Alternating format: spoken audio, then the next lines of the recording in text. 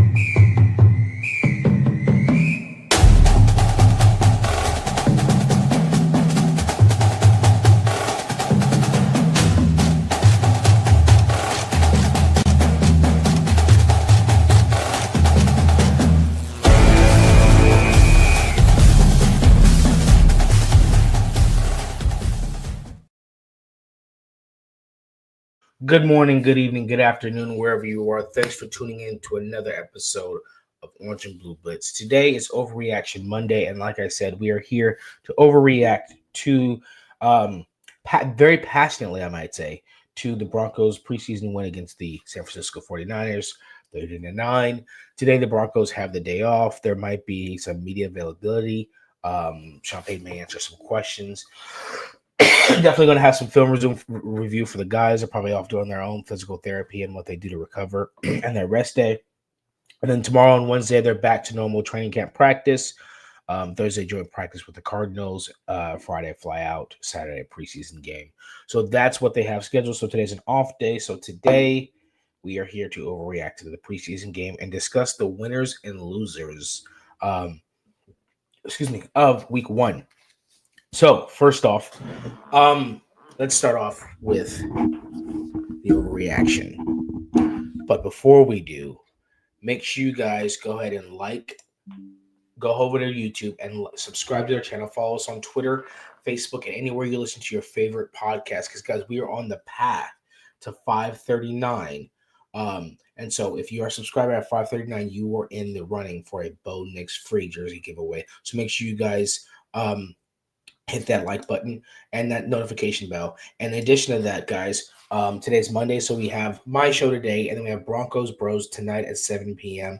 In addition to that, we are having another show that's going to be added in the afternoon on Wednesday. So in addition to my show on Wednesday morning, you will have a new show coming on. I think it's Broncos Symposium, I believe.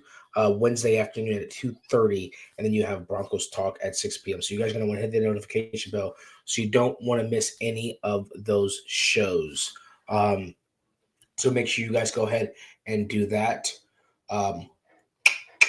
But also, really quickly, would like to say before I overreact, we did get the win. It is the preseason. Shai's in the house. Tiana's in the house. What's up, guys? It is the preseason. Before I overreact, it is the preseason. It is the first game. We did win. Okay? And my overreaction, my guy. My guy. What's up, Yos? How you doing, bud? Love you, bud. Miss you. We won. It's preseason. And my overreaction is definitely going to be toward the first team.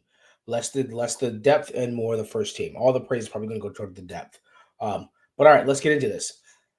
That was very underwhelming and very disappointing.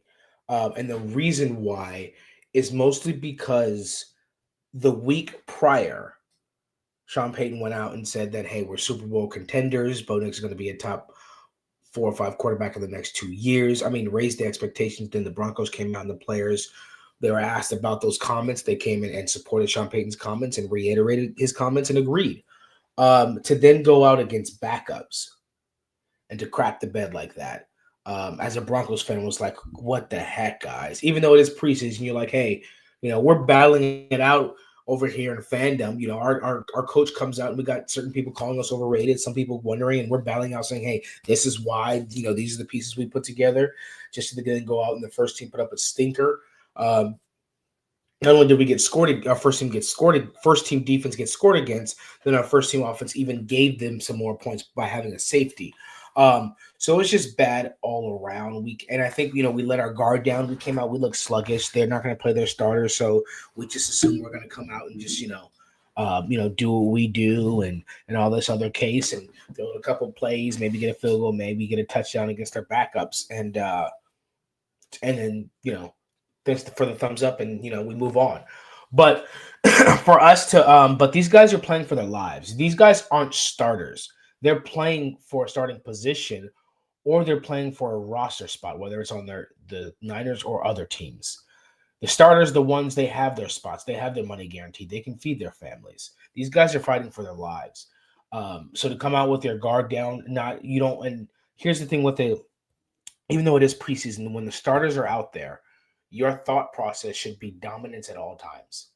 If you're putting out there, hey, Super Bowl contender or top 4 or 5 quarterback in the next 2 years, the mentality, and you're projected to have the best defense, the mentality is dominance at all times. If I'm on this field, I don't care who I'm playing against, dominance. Preseason, dominance. Regular season, dominance. Playoffs, dominance. And that didn't seem to be the attitude of the starters that game.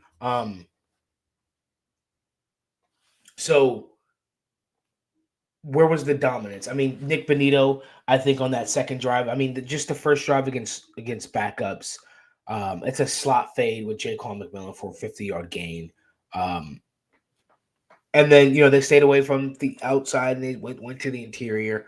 And it's just, come on, guys. You're projected to be the number one defense. You're going against the backups and giving up 50-yard bombs. And then you give the 49ers hopes. And we have to understand, guys, is that with what we said is to other people, we're a target, but to others, we're also a standard. So if we have going into this, we could potentially have the best offensive line in the NFL, top 2 on one end of the ball, and on the other, we're projected to have the number 1 defense. When people play us, they're going to point toward us and say, hey, this was their starting offensive line, and look how much pressure we got. Our backups caused the safety. That gives other teams and other fandom hope, and we don't want to do that because we're competitive and we want to be the best of the best on the field and off the field. So we're now a standard that people point at, which is, hey, look how we performed against this defense. This was their starters, their projected number 1 defense, minus their starting inside linebackers, and we were able to score against them. Hey, this is their starting offensive line, the one of the best offensive lines in the NFL, and look what we did. We caused the safety against them through pressure. I don't care if Robert Saleh was calling 6 personnel blitzes in the preseason. I don't care. Communicate, prepare for it, be better at it.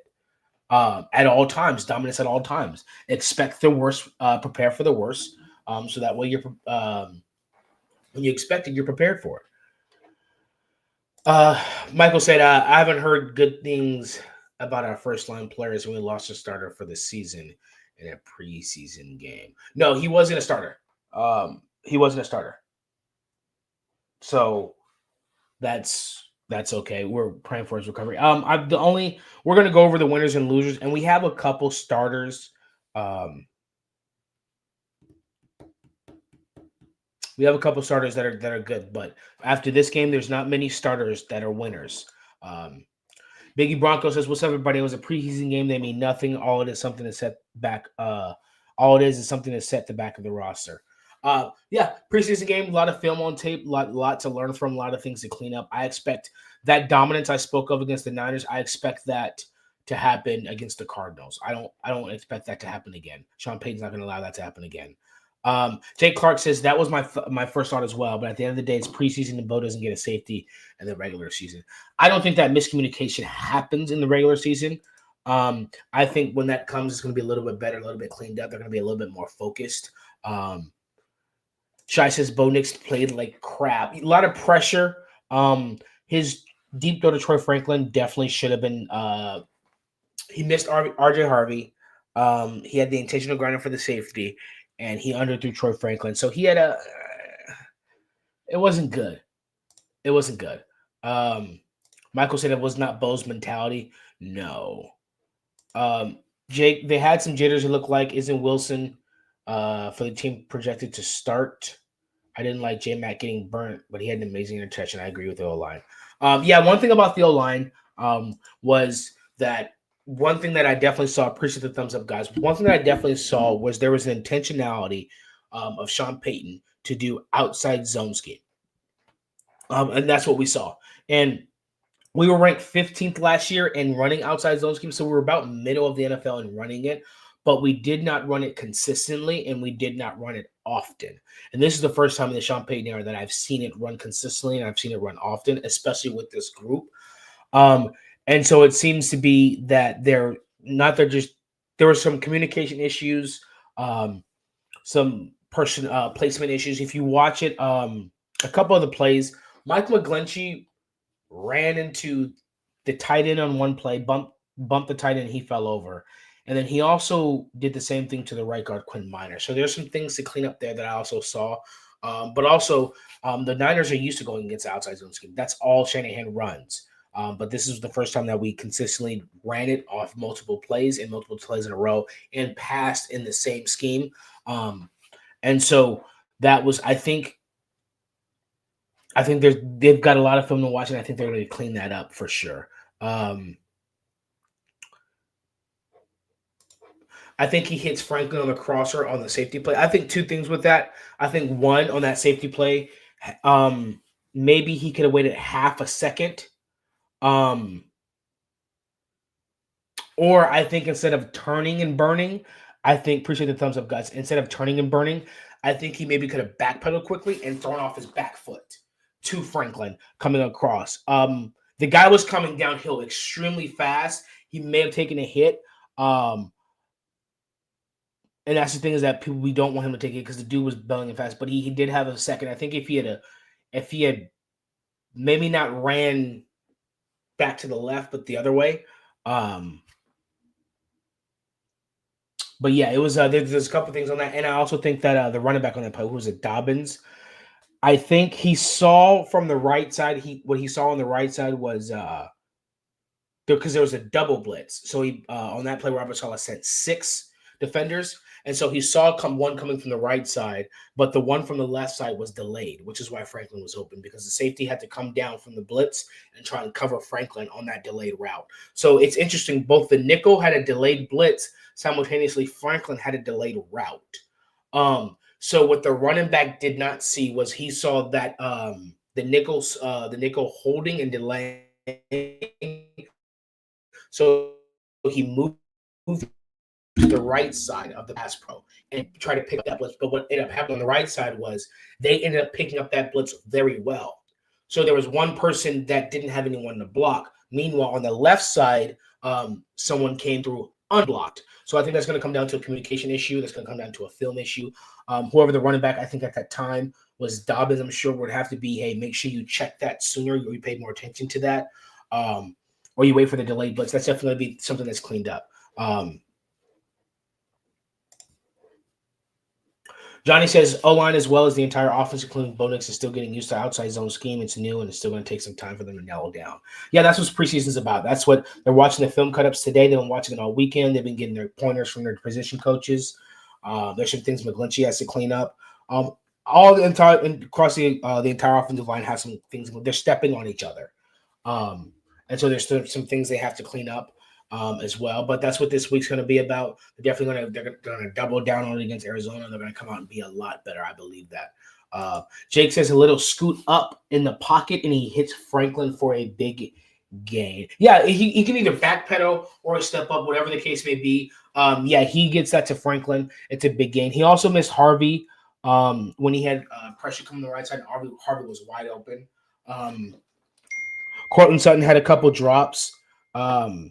That first one was egregious, and I think that set the tone for the first team offense. That was an egregious drop. And then that 50-50 ball, Cortland Sutton's got a. It was just a lack of effort and a lack of execution from the first team offense. The first team defense on that first drive, it was really a chunk play. It was just a chunk play. They were still getting some out. They were definitely running some out routes. and trying to get some yards and yards. Our DBs were definitely playing off. We weren't playing press. Vance Joseph took it easy while they pushed forward. I don't think that's. I'm not saying necessarily Vance Joseph's going to put his foot on the gas, but he may be a little more aggressive. They're not going to just sit back and let teams do that again because that's embarrassing and that's shameful. And that's just not what a Super Bowl caliber team does. But besides that chunk play, the run defense, besides that chunk play, Nick Bonitto came in. And I believe what happened with Nick Bonitto was he realized, hey, okay, let me turn it on a little bit. Because what a lot of people don't realize is that tackle played last year. He started with the 49ers 2 out of the last 3 years. So he was just technically a starting left tackle. And Bonitto was just unguardable in 3 plays, just unguardable. And he just turned it on and said, yeah, that's not who we are. That's not how we're playing. Enough of that nonsense. I'm going to just destroy this tackle. Just destroy it. That was the Bonitto drive. It just ended it. I wouldn't be surprised if they paid him after week 2 of the preseason. If he goes out and he's just unguardable again, they're probably going to pay him after that. And I agree. Get him 27, 28 million right now before that price blows up. But he absolutely stepped up for the defense. And what we're looking for is always who's going to be the playmakers, who's going to be the momentum changers. That's what a playmaker is a momentum changer. Who's going to change the momentum, flip the other way. And I think that Nick Bonitto showed himself to be that. And so I like that about that. Jake says that sudden drop in the bin, it hurt my heart. Yeah, it was such a good throw, clean pass, and that's just yeah. He drops the easy one, catches the hard ones, but you gotta be better, dude. You just be better. Johnny says, also, let us not forget, preseason often looks terrible. The Chiefs went 0-3 in the preseason last year and still went on to have a 15-win season with a trip to the Super Bowl. Yes, except the Chiefs are Super Bowl contenders, so it's every year. So it's expected. So them having going 0-3 the preseason doesn't mean anything because they've backed it up in the regular season. So they've been Super Bowl contenders the last 5, 6, 7, 8, 9 years. The Broncos have not. So Sean Payton saying it this past week. Put a target on our backs. And so now you have Niners fans and everybody else saying, and then you got Chiefs fans and Commanders fans. Everybody's talking about, oh, they put Bo Nix and Jaden Daniels conversation. Chiefs fans like, oh, I told you they're overrated. Yeah. When you put that target on our back and then you go out and put up a stinker like that as starters, it looks bad. We have the secondary to play man. We have the secondary to play man like we did with Wade Phillips. Absolutely. That's why I keep going back to it, especially with Vance Joseph being a Wade Phillips disciple in Houston. Absolutely. That's where it's placed, how you man up. What I'm curious to see as we move into the winners and losers, because there's a lot of winners, and you guys are going to remind me of some if I forget them. I want to see next week. What I'm curious, I want to see next week. I want to see if Johnny Barron plays with the ones. Maybe he starts off with the ones instead of Jaquan McMillan. I don't know. Maybe try something. Maybe. I wonder if Harvey's going to play with the ones again too, or if we're going to get more J.K. Dobbins. That's what I want to see. I want to see if we get more of Evan Ingram as well. Is Sean Payton hiding him? I want to see our starting inside linebackers back. I'm glad Brandon Jones suited up and played, and so that's what I want to see. And then after we go over winners and losers, we got to talk about this running back competition in this running back room, because this is, when you see what draft and develop looks like from top down, because remember when ownership came in, what they say, what their philosophy was, draft and develop. George Payton, what is his philosophy? Draft and develop. Sean Payton, go to the draft, develop these guys. And so it's all the same throughout. And so now you're seeing the fruit of the labor start to bear itself. Especially last year when it was predicted to have a bottom 2 roster and then being a playoff team, because we drafted and developed. They were just unknown, but had been drafted and they had been developing. That goes to show its way in depth this game against the 49ers. you're seeing the philosophy of drafting developed really well. I mean, really, really well.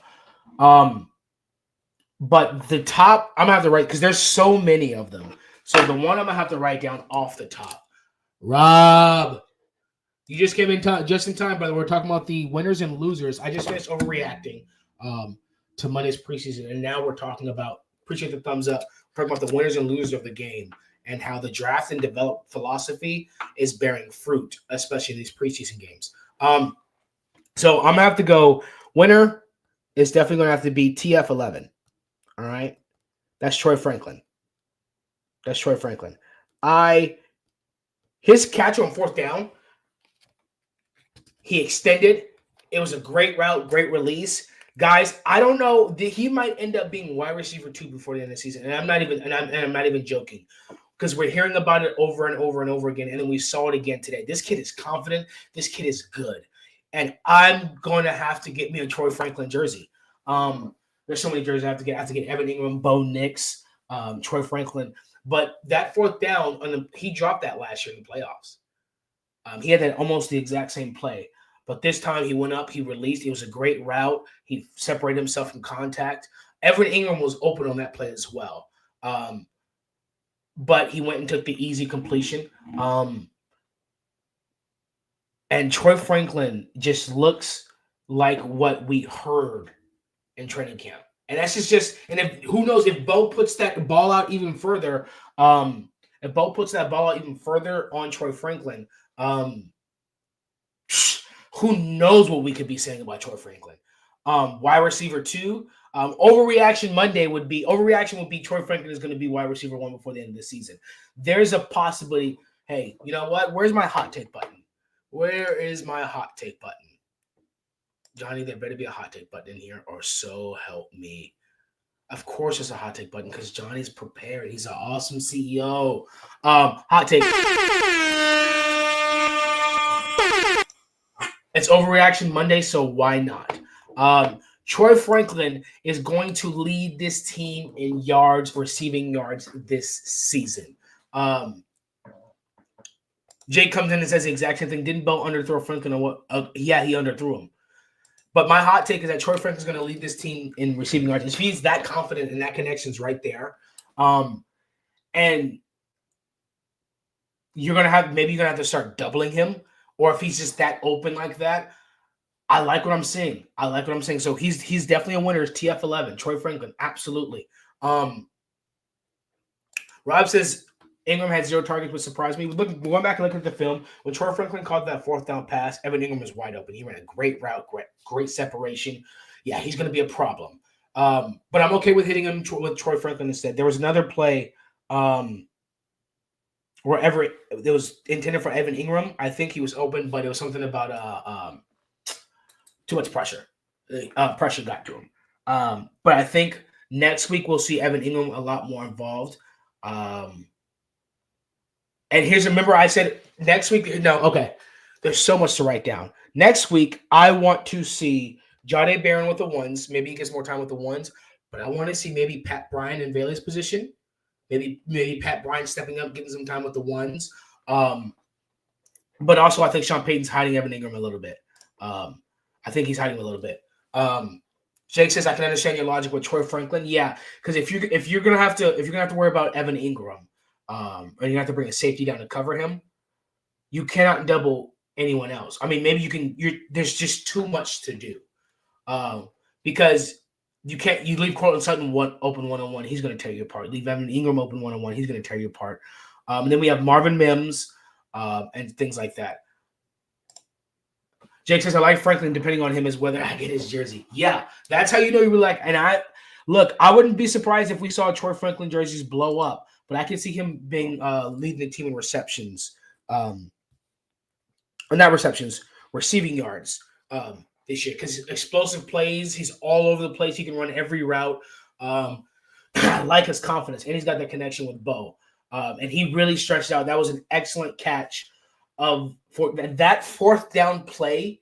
Everything about that to me personally is a summary of what we have heard and read throughout training camp. Troy Franklin every day, momentum, 1, 2, 3s. He's doing great. So now we get to see him run with the ones on 4th down, a crucial play, get separation, stretch out, make the catch. I think that's like, okay, he's the real deal. He's the real deal.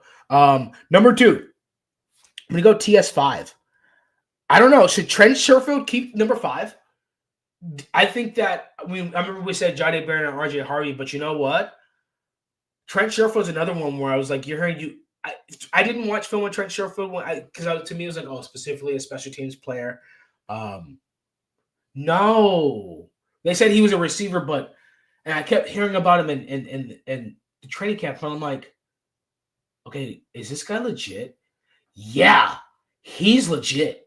If I'm being honest, so far, I would put Overreaction Monday is definitely Vele's wide receiver 6. Cortland Sutton, because he just got paid. Troy Franklin, Marvin Mims, Trent Sherfield would be wide receiver 4. Pat Bryant, wide receiver 5. Devon Vele, wide receiver 6. And I'm okay with that. That's Overreaction Monday for you, bud. But Trent Sherfield, he's quicker and faster, I think, especially getting off the line. Excuse me. It makes sense why he's a gunner. I don't know why I didn't put those things together, but he's a gunner. But he gets off the line and he's built, but he's quicker than he looks for his build, and his hands are very, very strong. Him and Pat Bryant may have the strongest hands on the team because that pass that Cortland Sutton dropped, Trent Sherfield caught. So definitely Trent Sherfield.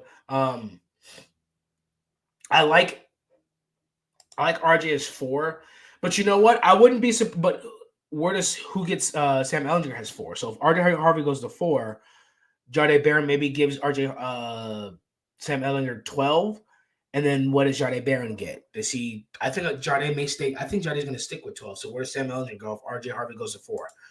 So that's just one of the things we're going to talk about. Another winner was definitely Nick Benito. We talked about him, so no need to spend too much time on him. Let's see. Another winner we have, I think Savion Jones had a pretty good game. Savion Jones, Q Robinson. And what I'm going to do is I'm going to interject because I forgot one. And I'm going to put him at put Benito at 4, Savion Jones at 5, Q Robinson at 6. And I'm going to redo these numbers. These are no particular order. These are just winners. Chris Abrams-Drain. That kid is good. Jake says Sherfield has hands and quick feet. Yeah, he does. Yeah, I'm okay with him being at any point in time in the depth chart. But Pat Bryant is too. Shy says, I think Bo Nix will play better this coming Saturday. I agree, Shy. I definitely agree. Another winner. So Chris Abrams-Drain, for sure. That kid is also a PBU king. He's always there. He almost had an interception had he kept his feet down and there wasn't a flag on the play. But we know he can ball. He played with the ones last year, picked off Justin Herbert. That depth is good. The kid is good. Jonah Ellis is also a winner.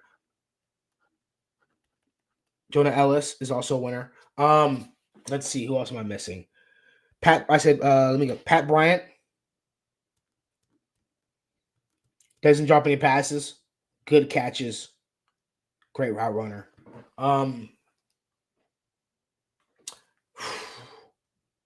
Blake Watson and Tyler Bidet. So, even though it's Overreaction Monday, we got 10 winners. Sherfield can take some 80s numbers. Yeah, but is he going to want to give it up? Because that dude's like, I have him like wide receiver 4 on my depth chart. So he's basically a starter, and he's a vet. But yeah, I guess he'd take the 80s numbers. I don't see him switching the 80s numbers. But let's see what numbers available. Is Harvey going to stay with 37? Is he going to stay with 37? I find that interesting. That's some questions I have. He's going to stay with 37. But I'm going to go transition to the. Speaking of those are the winners, but I want to specifically talk about the running back room before we go to the losers. Wow, RJ Harvey was decent. He bounced out one time. That was one times too many. This week I like to see him. Also, we also did run a lot of outside zone scheme, which is running it out, finding a hole inside, or just keep going out. So that is the option. Next Saturday, I do want to see more of a gap power scheme with him. I just want to see. Let me just see if he can just get downhill, break it to the second level without having to bounce. Maybe make some cuts within the second level. So I want to see more of that. I definitely want to see him and Bo connect more on those catches, get some more moves in the open space. Appreciate the thumbs up, guys. Yeah, it's weird, but it looked good on him. See, here's the thing. It looks weird on him, but he made it work. But it does look weird on him. I wouldn't be surprised. I could, if anything, maybe Jade and Sherfield switches numbers. Maybe Sherfield picks up 12 and Jade Barron gets number 5. I like Jade Barron with number 5. I prefer Harvey with 5. I prefer so maybe him and Sherfield switch. Maybe Jade gets number 37. Maybe Sam Ehlinger's in there. Maybe Jade, gives up 12 to Sherfield and he gets Chris Harris Jr.'s number at number 25. Maybe he decides to pick up 25 as a slot. And then Harvey's free to what number would Harvey be? If Jade gave up 12, Sherfield gets 12, and then he'd get 5. That's how he'd get 5. Or maybe Sam Ehlinger wants number 12 from Jade, and he gives Jade number 4. Sam Ehlinger gets 12. Jade picks 25, and Harvey gets number 4. I think he was trying to do exactly what Peyton was calling the regular season. You have to take a little hole. Yeah. He did that a couple times. He did very well. He did very well. But yeah, Dobbins, Harvey, running back 1, running back 2. But my goodness, does Blake Watson and Tyler Burdett both look very, very good as running back 3, running back 4. Jaleel McLaughlin made a nice play, but it was called back. Estime didn't do anything wrong. Appreciate the thumbs up, guys. But the other guys were just better.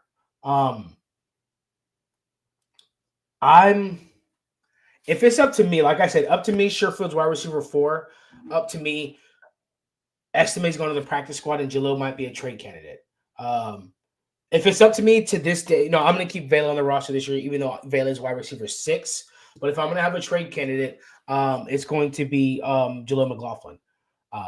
Because you can get what you got from Jalil from Blake and Tyler Burdett. And a lot of what RJ Harvey did. So I think where Sean Payton saying, hey, he maybe this is a Jaleel McLaughlin game where he's a trade candidate. I don't know. I definitely, my depth chart's going to be, it's definitely going to be Dobbins, Harvey, Bidet, because he's a better pass blocker, and Watson. I think Watson's a better runner than potentially all 4 of those guys. And he's a wide receiver converted to running back. So those would be my 4. Would be Dobbins, Harvey, Bidet, Watson, with Mike Burton as the running back, as the fullback, and then I'd put Esma in the practice squad. See if you can pass him through waivers. And if you pass him through waivers, he's on the practice squad. He'll probably get picked up and go somewhere else, but you can always sign a different running back to the practice squad, and things like that. But honestly, that's what I would do is I'd have those 4 because those guys are, if they can do it again week 2, we've got some conversations to be had. Jake says, who are your top 4 receivers? I would go Sutton, Mims, Franklin, and like I said, right now, Sherfield is my wide receiver 4. He's just as strong as Cortland in the body, but his hands are strong like Pat Bryant. And Vele does have strong hands, but he's got quick feet. My gosh, he's got quick feet. He's got quick feet, and he's got strong hands across the middle, and he can catch the deep balls. I like Trent Sherfield as my wide receiver 4. How How many wide receivers do we keep on the 53-man roster? I'm going to go 6. Sutton, we just named the 4, and I'm going to go Vele and Bryant are the last 2. I don't know, man. Is Vele? I don't know, man. Vele might be wide receiver. At worst, Pat Bryant's a rookie, so I'd go wide receiver 5. But I think Franklin and Sherfield have jumped Vele in the. I've never seen Vele catch the deep ball that Trent Sherfield catch. I've seen him catch seam routes, but not down the sideline. And I know Sherfield can catch seam routes and he can go across the middle. Vele didn't go across the middle a lot. I think we carry 6. I think Vele and Bryant are the 6. So Vele hasn't proven he can take more reps. I don't think he hasn't proven that he can take more reps because he took them last year. He was a starter. I just think that Vele's ceiling is limited, and Troy Franklin has already passed Vele's ceiling, and Trent Sherfield has shown more than what Vele's shown throughout all of training camp. Trent Sherfield's been a constant, consistent pass catcher, and even though Vele got hurt, I just think what Vele can do is limited. I think Troy Franklin, and I think Trent Sherfield can replace him, and I think he might be better than Vele. Yeah, Vele, he always does. And I think Vele's a good a good receiver, but I think Sutton, Mims, Franklin, Sherfield with Evan Ingram is a very good receiver room. That's a very good. I think that's a very good receiver room. That's what I think. So let's go to the losers. Would be, I think Jaquan McMillan's even. He's not a loser because he got the interception. I'm going to say the entire first team offense. The entire first team offense. Appreciate the thumbs up, guys. The entire first team offense just wasn't impressive. Offensive line, too much pressure, tripping over each other in the run game, Colton Sutton dropping passes, Bo missing throws. Entire first team offense is really it. Those to me, those are the losers. I would say the first team defense, but Nick Bonito saved their butts, and they look good after that. So that's my winners and losers. A lot of winners, but a lot of losers too. So we talk about what we want to see next week. I want to see Jahdae Barron play with the ones. I want to see Blake Watson. I might want to see Blake Watson because Blake Watson came from Memphis and they ran that outside zone screen. I want to see him get with the ones as well. Maybe I want to see Trent Sherfield with the ones. Maybe I want to see Sutton, Franklin, Mims, Sherfield. That's what I want to see. I definitely want to see some more explosive runs, and I want to see some more of Evan Ingram as well.